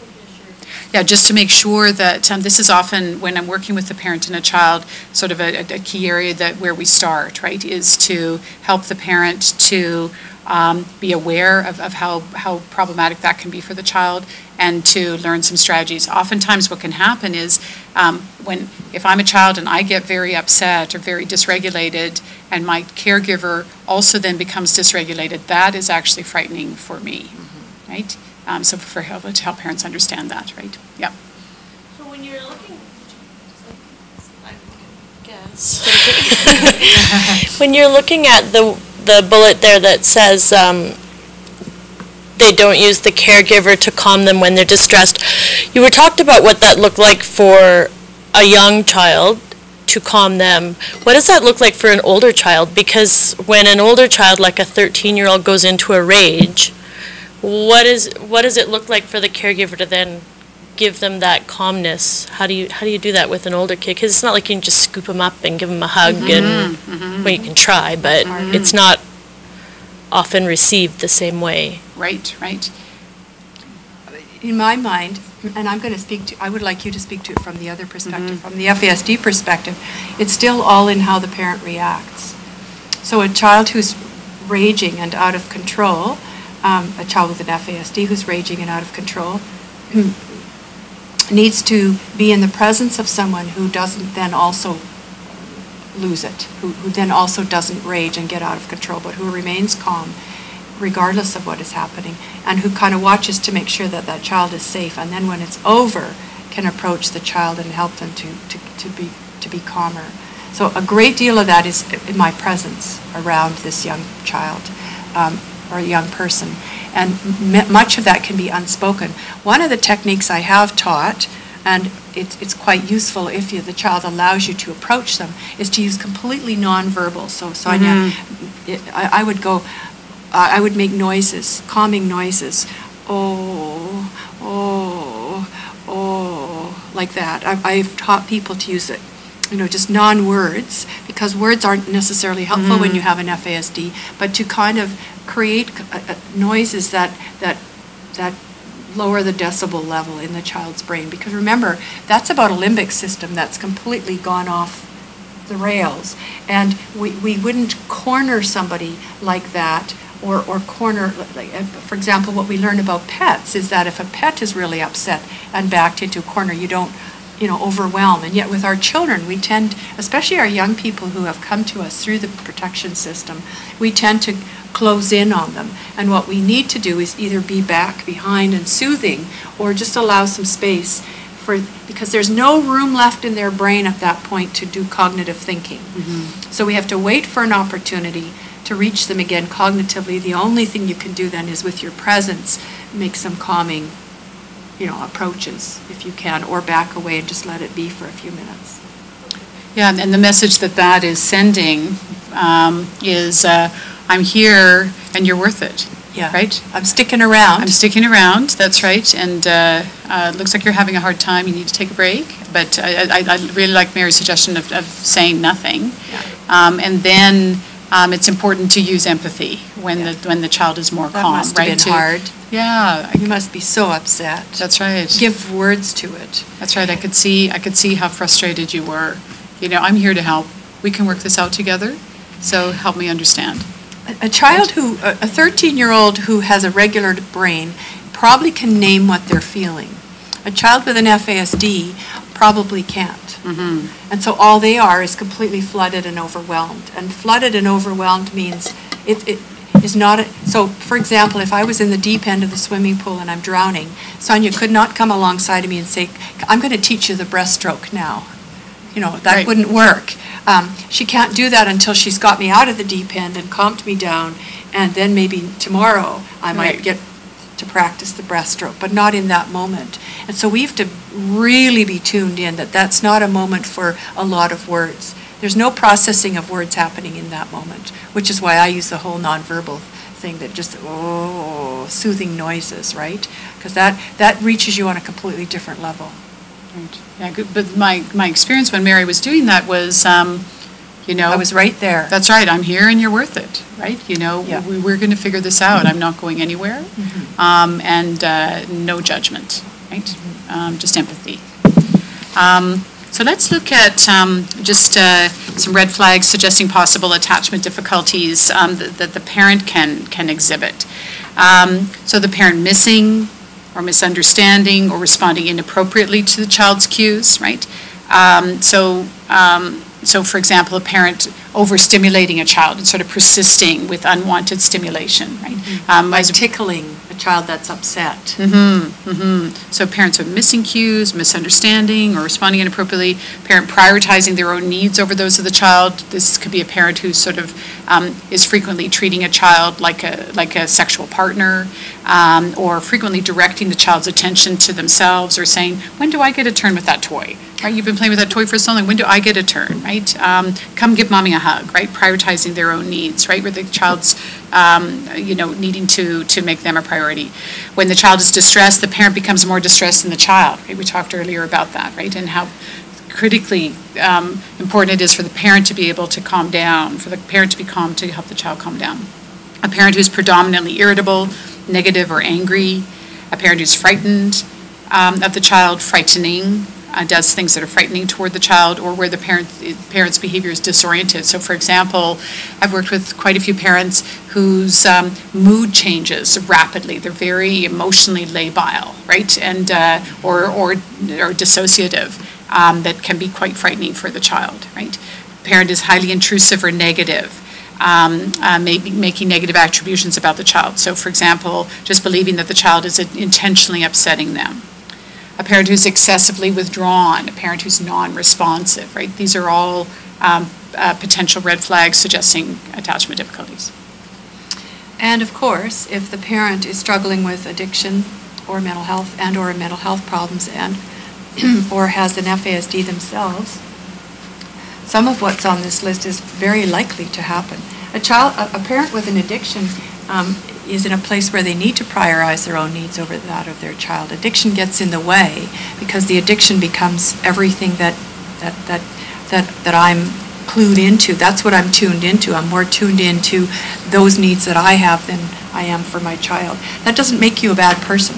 It's just not a great place out of which to parent. Mm-hmm. Mm-hmm. And I really want to emphasize that. The bulk of my work has been in understanding birth mothers of children with FASD, understanding what it means to parent under duress, understanding how it is that a woman finds herself in a predicament where she's pregnant and substance using and then trying to care for a child in that context. And you wouldn't wish that on anyone. That is absolutely a very difficult place to be, and that parent needs an awful lot of extra hands on their own circle to create relationships with the child. Our tendency when parents are in these kind of predicaments is to want to exclude them from the parenting process and pick somebody else. And what we're learning more and more is that is not necessarily helpful to children. That children need and have a right to be with birth families as much as possible, but that in many situations the capacity of the birth family has to be augmented heavily in order to make it okay for the child to be there. There are exceptions, of course, and that's what the child protection system is about. People who are really dangerous to children, people who are completely incapable of making good decisions and being stronger, wiser, and kind, shouldn't be in charge of the day-to-day decision-making for children. But that doesn't mean we necessarily disrupt the whole relationship. Do you hear the difference between function, organizing the child's day and making decisions, and relationship? We sometimes have to separate those factors. Almost done. Okay, we just have a few more slides. So in terms of the parent-child attachment relationship, both parents and children contribute to the quality of the parent-child attachment relationship. Perhaps the most important finding in this area is that a parent can minimize the adverse consequences of prenatal alcohol exposure by being sensitive and responsive to their child's needs. As we've mentioned a couple of times here today, really that's sort of one of the key take-home messages, right? That what's key for children, all children, but children with an FASD, is to have a stable, nurturing, secure attachment relationship with a caregiver, that will really give them the sort of best opportunity to achieve their potential and minimize those secondary disabilities. This is just a beautiful poem that I like, that I think applies to all of us, by Portia Nelson. I walk down the street, there is a deep hole in the sidewalk, I fall in. I am lost, I am helpless. It isn't my fault. It takes me forever to find a way out. I walk down the same street, there is a deep hole in the sidewalk. I pretend I don't see it. I fall in again. I can't believe I'm in the same place, but it isn't my fault. It still takes me a long time to get out. I walk down the same street. There's a deep hole in the sidewalk. I see it is there. I still fall in. It's a habit. My eyes are open. I know where I am. It is my fault. I get out immediately, walk down the same street, there's a deep hole in the sidewalk, I walk around it, I walk down another street. So in terms of a journey for all of us. So let's talk just really quickly in the last couple of minutes we have left just about some strategies, and we'll come back to your question in terms of the resources. So strategies to enhance the attachment relationship that the child has with you. One of the I think keys is for parents to become aware of their strengths and vulnerabilities around that circle, right?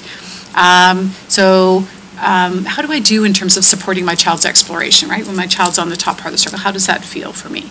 How do I do in terms of providing my child with comfort, right? When my child's on the bottom part of the circle. What about when the situation requires me to take charge in a way that is loving but still firm? How do I do in terms of organizing my child's feelings?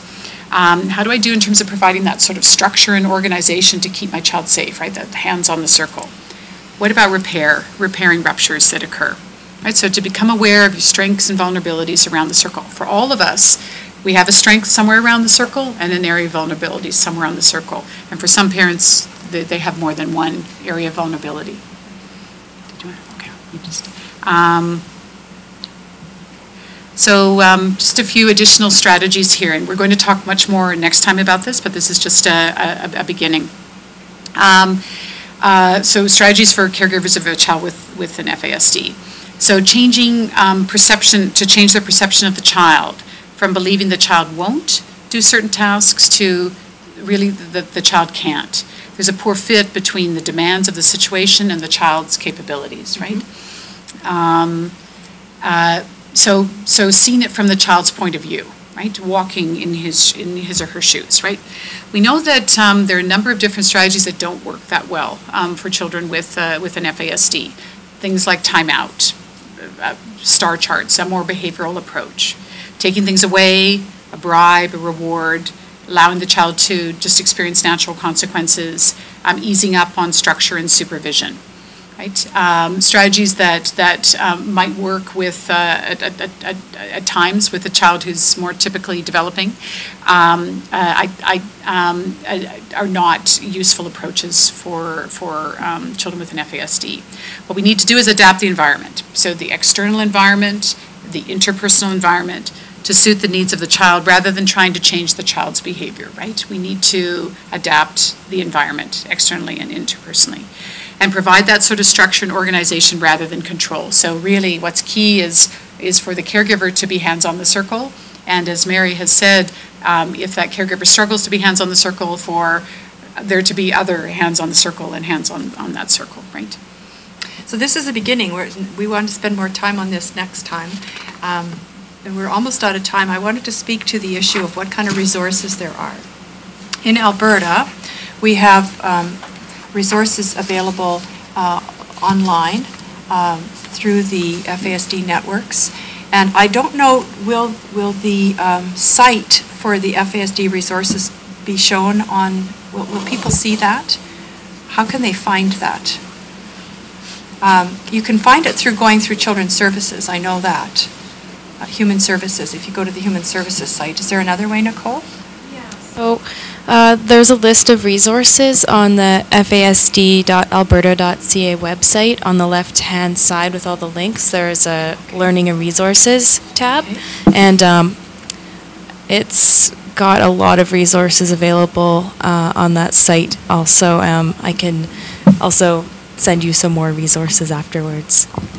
So the other places to find resources are through your foster support agencies and networks. And that's the place where I would start. If you are caring for a child that's part of the child protection system, your road into supports would be through through the persons that are meant to support you. And if they don't know where to go, then there's the FASD network in the city that can provide them with supports as well. So those locations that Nicole has mentioned are where all of you, both the caregivers and people who support caregivers, can make their start in terms of understanding.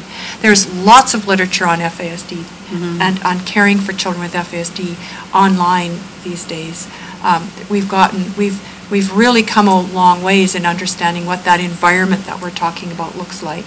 And, I'd like to spend more time on that next time, is just talking about what's an optimal environment, what are the kinds of expectations we can have that are realistic and beyond, so. Yeah, we just have two last little slides here just to follow up on Mary's point about expectations. So adjusting expectations to a child's developmental age, not their chronological age. Keep trying different things in different ways until you find what works in your situation for today, and provide that information to those working with your child. Provide structure, routine, consistency, be specific and concrete, clear rules and expectations, a comfort area or safe place to assist the child to calm down. We're going to talk much more about these next time. This is just a little bit of a sort of a quick overview, and sorry to be rushing. We're right at the end here, but I wanted to just end with, Mary, did you have anything to say about that? No, I don't dare, because Nicole is standing up, getting the flag. The clock is ticking here. This is just a beautiful quote or poem by E. Cummings that, again, I think applies to all of us, but I think also applies to children in attachment relationships. We do not believe in ourselves until someone reveals that deep inside us is something valuable, worth listening to, worthy of our trust, sacred to our touch. Once we believe in ourselves, we can risk curiosity, wonder, spontaneous delight, or any experience that reveals the human spirit. I just think it beautifully captures what can go well in a secure attachment relationship, right? Where the child feels they have support all around the circle, and then you are able to go to the top part of the circle and be ready to learn and go on an adventure. So thank you so much, and I hope to see all of you next time. It will be in November. Thank you. Thank you so much for such a great presentation. It was very informative and inspiring, and I learned so much today. Thank you both very much. It was great having you both dynamic, people who just know so much about this great topic. Please note, everybody, that the evaluations will be emailed to participants within the next 2 business days, so please be sure to sign the attendance sheet if you haven't already. Your feedback on the session is very important to us. And please join us for our next presentation on November 19th, when Dr. Vellet and Mary Berube will discuss practical strategies regarding parent-child attachment relationships in children and parents affected by FASD. Thank you very much.